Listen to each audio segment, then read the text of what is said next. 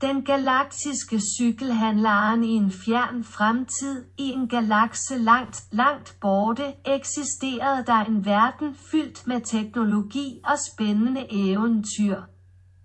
På en lille, eksotisk planet kendt som Cykeltopia, var der en butik ved navn Ens Kædecykel, der specialiserede sig i intergalaktiske cykler og cykeltilbehør. En dag i år 2023 kl. 14:36:46 modtog de en mystisk transaktion. Det var David, en almindelig jordbo, der havde besluttet at forvandle sin formue til noget mere eksotisk, EHLCOIN. Han sendte 180.20.00 EHLCOIN til Ens Kædecykel og tilføjede beskeden bonus. Butiksejeren, en lidenskabelig cykelentusiast og teknologinørd ved navn Lars, var forvirret. Bonus, tænkte han. Hvordan bruger man EHLCOIN i en cykelbutik? Men Lars var ikke bange for at tage en chance.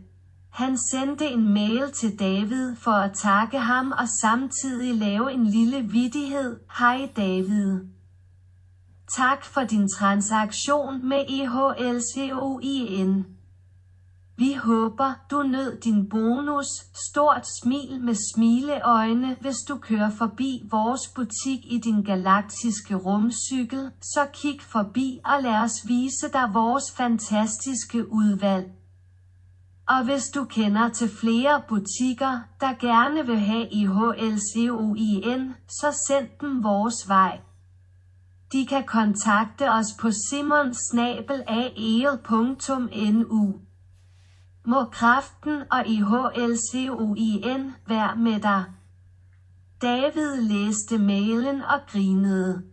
Han havde ikke forventet en så sjov reaktion fra cykelbutikken. Han besluttede sig for at tage Lars op på tilbuddet og planlagde en tur til Cykeltopia med sin galaktiske rumcykel. På Cykeltopia fortsatte Ens Kædecykel med at byde velkommen til nye kunder, og rygtet om deres sjove og venlige holdning begyndte at sprede sig i hele galaksen. EHLCOIN blev snart det mest populære betalingsmiddel i hele universet, og det hele startede med en enkelt morsom transaktion.